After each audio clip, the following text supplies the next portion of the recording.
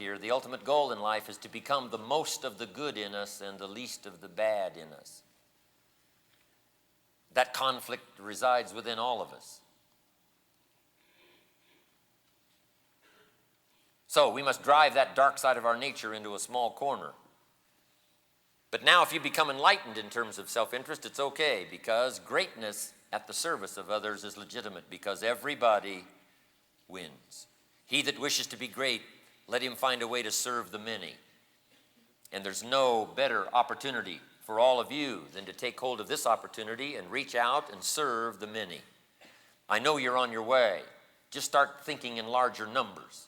That is the key to greatness, figuring out ways to serve the many. Now here's how you get good at it. Start with one or two. Start with whoever's close at hand. Start with somebody next to you. Start with a neighbor. Start with a friend. Start with a relative. Start with somebody. Pass along an idea to someone that's weary, the ancient prophet said, and you've done the greatest of deeds. Speaking a word in season to someone weary. It means start with one. Yes, I do a seminar. I had 2,500 the other night in Sydney, Australia. But it took me a while to get 2,500 people in a seminar. My first seminars were 25, 30, 40, 50, and 100. If you would have said, right, you got to go talk to 2,500, you wouldn't have been able to find me. I would have ran away. Couldn't have talked to that many people. But you can then, people now do come and say, Mr. Rohn, 1 year ago, 5 years ago, 10 years ago, 20 years ago, here's what's happened to me, thanks a lot. But guess how that all gets started? One at a time to begin with. If you sit down with someone tomorrow morning and have breakfast and recommend a book, recommend an idea, pass along something to them, they may well come back a year later and say, here's what's happened to me. And you know where it all got started? That breakfast we had the other morning when you said to me, read this book. I'm telling you, that led to another book, led to another book. That led me to take this class. And there I met this person, and then this happened, and this happened, and this went on. And guess what? This whole chain reaction started back when you took the time on a Tuesday morning to recommend a book. And you can have just as many accolades as I have. Yes, I've been out there for a while. Yes, my audience is larger than yours. But I'm telling you, where you get the practice is one-on-one. One-on-one. I love to talk one-on-one. I'm probably even better in smaller groups than I am in larger groups. I'm a lot more animated when the room is small, when there's just a few. In my enterprises, a lot more animated. I'm a lot more conservative at this podium. I'm a lot more conservative when the audiences are this large.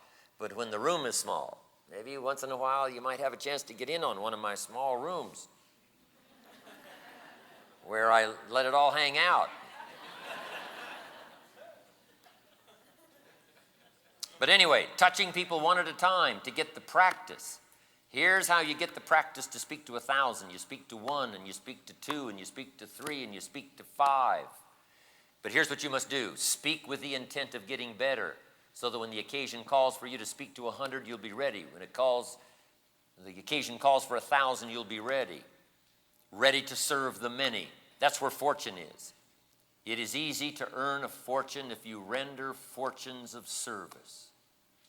And it's called legitimate fortune. You don't have to apologize for it. You don't have to feel bad about it. If you have served that many, then you deserve the fortune. You deserve the mega return. If you wish to be great, find a way to serve the many. Here's the next self-interest tip. To be ruler over many, you must be faithful with the few. To be ruler over many. Some of you have got visions here now of building a big organization, and well, you should have. With this opportunity, there's no reason why you cannot. Think in terms of 10, and then 50, and then 100, and then 500, and then 1,000. Before too long, there's going to be some of you, your own organization, when you call a meeting, will be this size. I want to have a chance to drop by when just your organization's key people represents a room full of people just like this. That's going to be an awesome experience for you. But here's what I'm asking you to do. Earn it. Earn the privilege of having an organization of key people this big. I'm telling you, people sitting in this room right now, it won't be long until you will have earned the right to have this many key people in your class. And if I get a chance to come and pay you honor, I will be happy to do that. I love to watch people grow. I love to watch them change. I love to watch them pick up the challenge. Some of you I've known now for just a little while, and already you're making changes, right? When we get people new, I'm telling you, it's interesting, right? They're scared when they start, stand up, forget their name. Couldn't talk for a minute if they had to. Now it's hard to get them off the platform. Be faithful when the amounts are small. Next, to understand that life responds to deserve, not to need.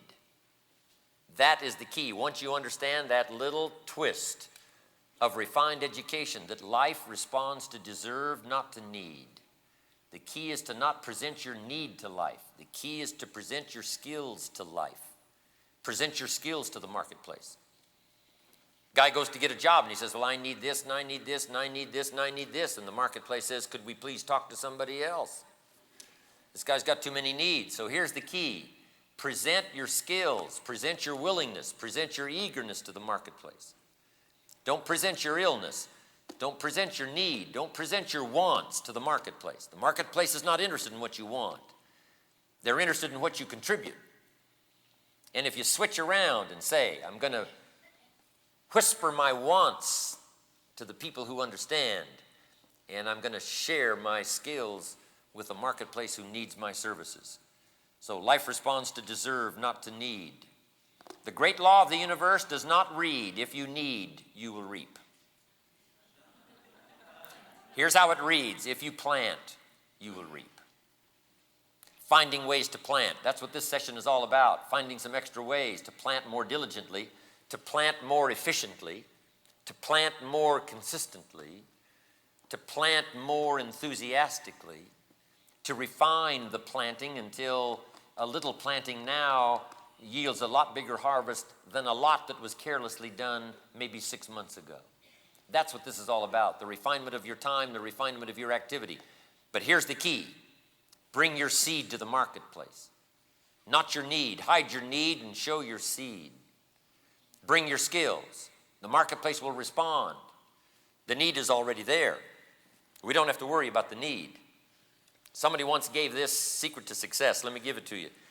It's in a few simple parts. Here it is. Number one, if you want to be successful, find a great human need. Find a great human need. Now, we could go through a long list of human needs, right? Humans need liberty. Humans need food. Humans need shelter. Humans need information. Humans need a support system, especially in those early years. Humans need friendship, camaraderie. Here's a major one. Humans need enterprise. We were meant for enterprise. Old Testament says what? 6 days labor, 1 day rest. That is a clear indication. Humans were meant for enterprise. We were meant to make something of what we've been presented with. Seed, soil, sunshine, rain, miracle of life. We were meant to see what we could do with opportunity. See what we could do with an economy. See what we could do with chances. That's what life is all about, enterprise. So if you wish to be successful, find a great human need. Humans need dignity. Humans need self-esteem. Humans need good health to sustain themselves for as long as they can possibly live. Humans need to think beyond themselves. Long list of human needs. But the secret to success says, find a great human need. Then here's the second part. Then find the answer. Now, how can we find the answer? And here's what's exciting. When genius minds get busy, they find an answer. When minds of experience get busy, answers are on the way. When the genius goes to work, you can expect a masterpiece. When a genius begins his task, you can expect a corporate work of art. When genius begins to work, you can expect harmony and symphony. When genius goes to work, good health is soon to follow. When genius goes to work, organizations can be created. Politically, the country can be stable if genius goes to work. If genius rests, if genius is wasted, if genius is not employed, we all suffer. So thank God for the genius that comes and finds an answer to the great human need. Now here's the third part. Number one, secret to success is find a great human need. Number two is to find the answer. And here's number three, to take the answer in quality and quantity of service to the marketplace. To take the answer in quality, and that's up front here, quality service. That's got to be up front with you, quality service. A good idea in the hands of a careless person does not serve the country well. A good idea in the hands of someone who lets it slip, lets it drift, tarnishes it with immorality, I'm telling you, does not serve the country well. But a good idea in careful hands, a good idea interested in quality service, and then the next word was what? Quantity. Really pouring it on. See how many numbers you can put together. See how many people you can reach. Start thinking in terms of, instead of 5, think of 50. Instead of 50, think of 500. Instead of 500, think of 5,000. And soon you'll be able to think of 50,000, and you'll be able to think of 5 million. I'm asking you to do that. Find a great human need. Find the answer to the need. Take the answer in quality and quantity of service. And then here's the last part. To as many as you can reach in a lifetime. Why not make a good idea a lifetime quest? As many as you can reach in a lifetime. Now, maybe it's a lifetime that you want to participate, but at least an extended vision on out there that calls forth the best in you of training, laboring, developing, finding out what's possible and what you could possibly do with it.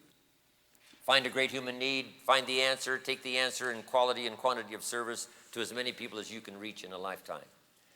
That we call bringing value to the marketplace. And then if you do that, here's what happens. You deserve the reward. You deserve the fortune. You deserve the return.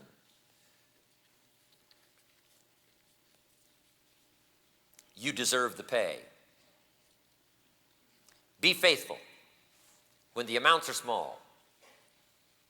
But take up a cause, take up a great human need that's already got now a ready answer. The answer is in the making, yes. The answer is in the development stages, yes. The answer is going to be refined, yes. But there's enough of an answer here now to bring great service to the people in the marketplace. Be faithful. Deserve it. And the return will be yours.